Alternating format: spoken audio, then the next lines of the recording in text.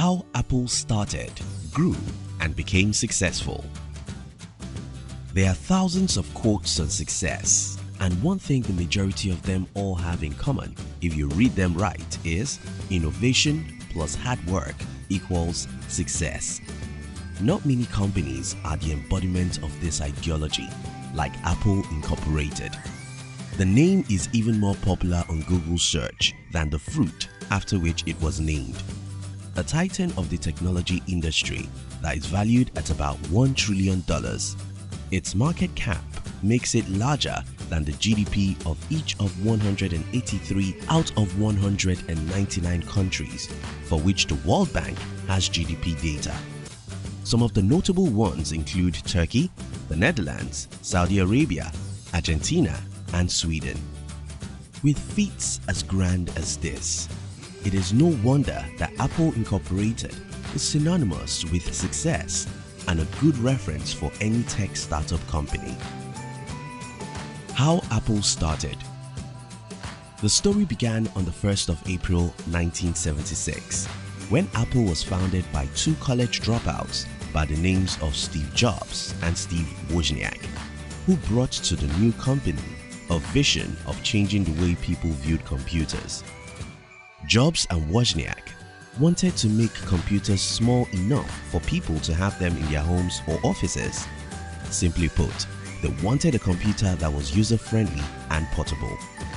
Their first office was in Jobs' garage, where Wozniak designed and built the Apple I that was sold without a monitor, keyboard, or casing, but which they decided to add on in 1977. The Apple II revolutionized the computer industry with the introduction of the first ever color graphics. Apple sales jumped from $7.8 million in 1978 to $117 million in 1980, the year Apple went public. By the end of the 1970s, Apple had a staff of computer designers and a production line. The company introduced the Apple III in May 1980 in an attempt to compete with IBM and Microsoft in the business and corporate computing market. Jobs and several Apple employees, including human-computer interface expert Jeff Raskin, visited Xerox PARC in December 1979 to see the Xerox Alto. Xerox granted Apple engineers 3 days of access to the PARC facilities in return for the option to buy 100,000 shares of Apple at the pre-IPO price of $10 a share. Jobs was immediately convinced that all future computers would use a graphical user interface (GUI), and development of a GUI began for the Apple Lisa. In 1982, however, Steve Jobs was pushed from the Lisa team due to infighting. Jobs then took over Wozniak and Raskin's low-cost computer project, the Macintosh. A race broke out between the Lisa team and the Macintosh team over which product would ship first. Lisa won the race in 1983 and became the first personal computer sold to the public with a GUI, but was a commercial failure due to its high price tag and limited software titles. In fact, many of you today may not have heard of the Lisa at all as compared to the Macintosh. A different direction.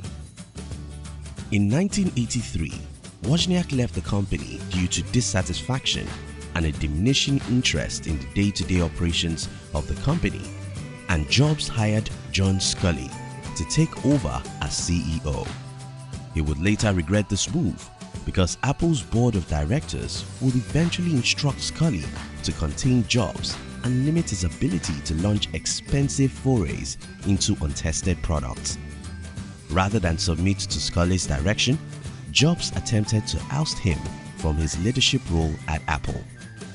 Sculley found out that Jobs had been attempting to organize a coup and called a board meeting at which Apple's board of directors took sides with Sculley and removed Jobs from his managerial duties.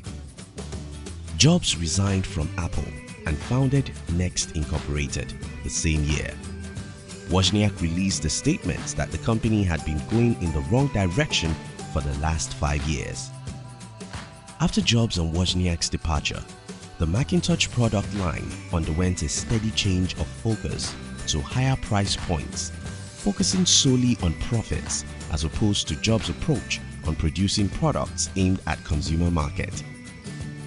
Newer models selling at higher prices offered higher profit margins, although some worried about pricing themselves out of the market.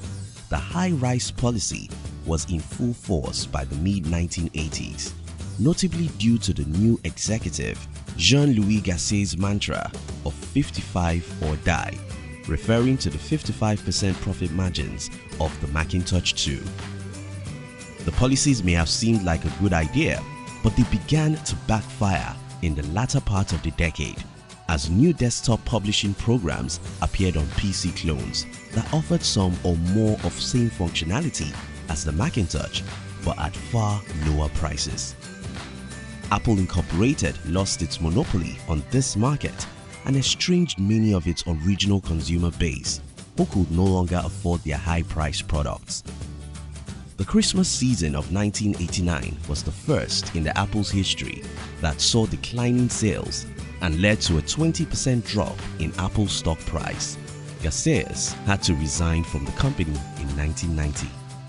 Later that year, Apple introduced three lower-cost models: the Macintosh Classic, Macintosh LC, and Macintosh 2C, all of which saw significant sales due to pent-up demand. In 1991, Apple introduced the PowerBook, replacing the luggable Macintosh Portable with a design that sets the current shape for almost all modern laptops. The same year, Apple introduced System 7, a major upgrade to the operating system that added color to the interface and introduced new networking capabilities. It remained the architectural basis for the classic Mac OS. The success of the PowerBook and other products brought increasing revenue. For some time, Apple did incredibly well, introducing fresh new products and generating increasing profits in the process. The magazine Mac Addict named the period between 1989 and 1991 as the first golden age of the Macintosh.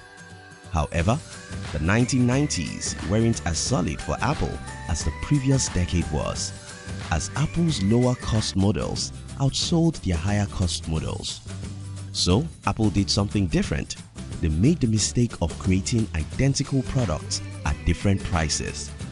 It got worse as they experimented with the then unsuccessful franchise of consumer products like cameras, CD players, and television appliances. Jobs' return.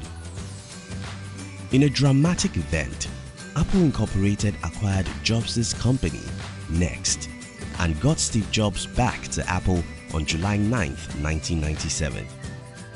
It is worthy to note that even Apple experienced failure. It happens to the best of us, but the company didn't go down without a fight.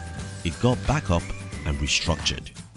Apple Incorporated began its return to glory when Jobs collaborated with Microsoft to bring Microsoft Office to the Mac, and then proceeded to create a new custom line of products for multimedia and file editing. Jobs announced that Apple will begin producing Intel-based Mac computers in 2006.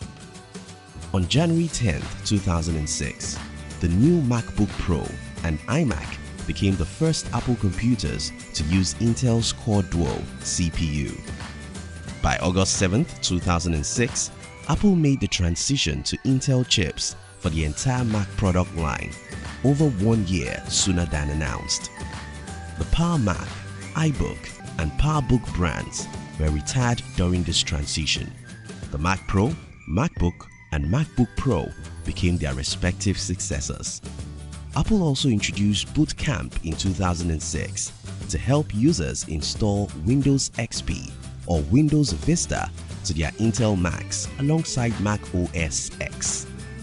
On April 29, 2009, the Wall Street Journal reported that Apple was building its own team of engineers to design microchips. Jobs, with incredible foresight, announced he would focus on mobile devices. In 2007, the company sold 270,000 iPhone units during the first 30 hours of sale. The device was called a game changer for the industry. Apple would achieve widespread success with its iPhone, iPod, iPod Touch, and iPad products, which introduced innovations in mobile phones, portable music players, and personal computers respectively. Apple Incorporated now. As at August 2018, Apple shares increased to $207 for the first time, making it the first American public company to top $1 trillion in market cap. Thank you for watching our videos. We'd like to give you another interesting video for you to enjoy next. But before then, our team will be very happy if you can like this video and share it with your friends on social media. If you're new here, don't forget to subscribe so you won't miss other interesting videos like this. Look at your screen now to see 2 other videos we handpicked for you to enjoy next. We love you.